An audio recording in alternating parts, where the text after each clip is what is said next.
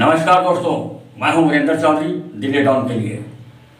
दोस्तों, आज़ादी से लेकर आज तक उत्तर प्रदेश के विभाजन की मांग उठती रही है और यह आवाज़ पहली बार गोलमेज सम्मेलन लंदन में भाई परमानेंट, जो हिंदू महासभा के उस टाइम राष्ट्रीय अध्यक्ष थे, उन्होंने उठाई थी।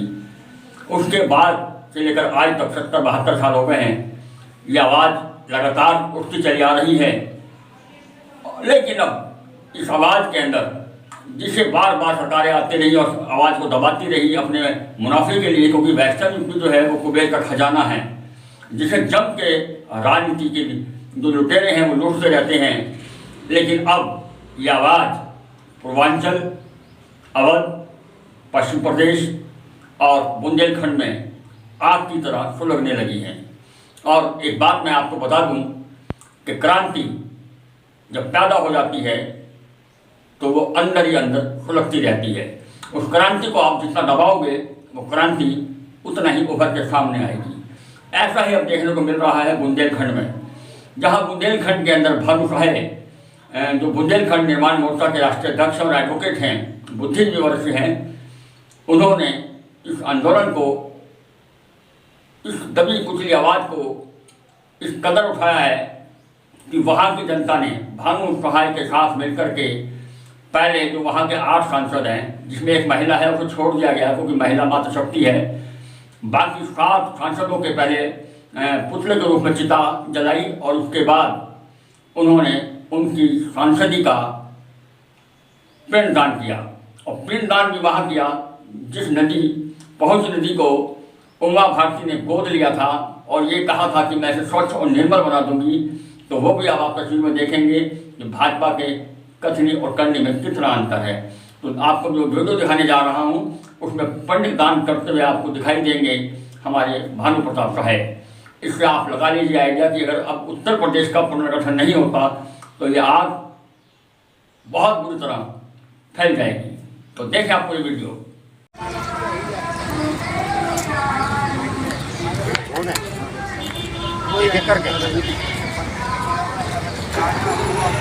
दोबारा नहीं बनना, दोबारा नहीं बनना, दोबारा नहीं बनना, दोबारा नहीं बनना, दोबारा नहीं बनना, दोबारा नहीं बनना सांसदी। अरे कभी नहीं बनना, कभी नहीं बनना, कभी नहीं बनना। बुंदेलखंड की जनता के साथ धोखा करने वालों को कभी नहीं बनना। जय जय बुंदेलखंड, जय बुंदेलखंड। आज हम लोग ये पहुँच नदी के धोबी घाट पर आए हैं, जिस नदी को उमा भारती जी ने गोद लिया था और अपनी उससे निधि से पैसा भी दिया था कि हम इस पहुँच को गंगा की तरह बनाएंगे। आज आपने इसकी बजबजाती हुई बदबू भी देख ली होगी और सब कुछ देख लिया होगा। यहाँ हम लोगों ने आज 8 सांसदों के पिंडदान किए, 7 सांसदों के पिंडदान किए हैं। एक मातृशक्ति हैं क्योंकि हम रानी झांसी के वंशज हैं, इसलिए उनका पिंडदान छोड़ दिया गया, लेकिन उनको भी हम बख्शेंगे नहीं। लोकसभा में जाने नहीं दिया जाएगा उन्हें, हम उनका भरपूर विरोध करेंगे। बाकी के 7 सांसदों की सांसदी का हम लोगों ने आज यहाँ पिंडदान कर दिया है और ईश्वर से प्रार्थना भी कर रहे हैं। और आज क्योंकि अंतिम दिन है विसर्जन का, कि इनको अब विसर्जित रखना, इनको अब दोबारा जिता के हम लोगों के बीच में मत लाइएगा, क्योंकि ये बुंदेलखंड के लिए किसी काम के नहीं है। जिनके मुंह में दही जमा हो, जो शौर्य और पराक्रम की जहाँ गाथाएं गूंजती हैं वहाँ मौन धारण किए हों, ऐसे सांसदों की हमें कोई आवश्यकता नहीं है। बुंदेलखंड के लिए तो ये मृत प्राय हैं, इसलिए आज हम लोगों ने इनका पिंडदान कर दिया है, इनकी सांसदी का। और आगे भी ईश्वर से ये निवेदन करते रहेंगे और हम लोग भरसक प्रयास करेंगे कि इनको दोबारा लोकसभा का मुंह नहीं देखने दिया। आखिर क्यों?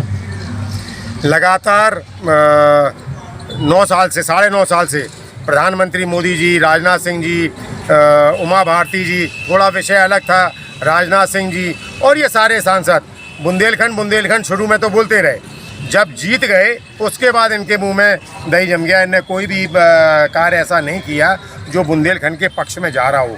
इन्हीं के एक सहयोगी हैं, भारतीय जनता पार्टी के सांसद हैं पुष्पेंद्र सिंह चंदेल, जिन्होंने 7 से 8 बार लोकसभा में इस मामले को उठाया है। आखिर वो भी तो भाजपा के सांसद हैं जब उनको डर नहीं लग रहा तो इनको डर क्यों लग रहा है। हमने 8 बार इन सांसदों को रजिस्टर्ड डाक से चिट्ठी लिखी कि हम बुंदेलियों की भावना है, इससे प्रधानमंत्री जी को अवगत करा दिए कि यथाशीघ्र बुंदेलखंड बन जाए। उसका भी इन्होंने कोई जवाब नहीं दिया, ना ही पत्र लिखा। तो आखिर में हमारे किस काम के हो तुम? जब बुंदेलखंड तुम्हारा नहीं है तो तुम हमारे नहीं। इसीलिए आपने आज पिंडदान किया। आज हमने 7 का पिंडदान किया है, मात्र शक्ति को छोड़ दिया है मात्र, क्योंकि हाँ, लेकिन जीतने उन्हें भी नहीं देंगे, लोकसभा में नहीं जाने देंगे। अगर आपने हमारे चैनल को सब्सक्राइब नहीं किया है तो सब्सक्राइब कीजिए, लाइक कीजिए, शेयर कीजिए और हाँ, बेल आइकन को दबाना ना भूलें ताकि बाकी अपडेट्स आपको सबसे पहले मिलती रहे। नमस्कार।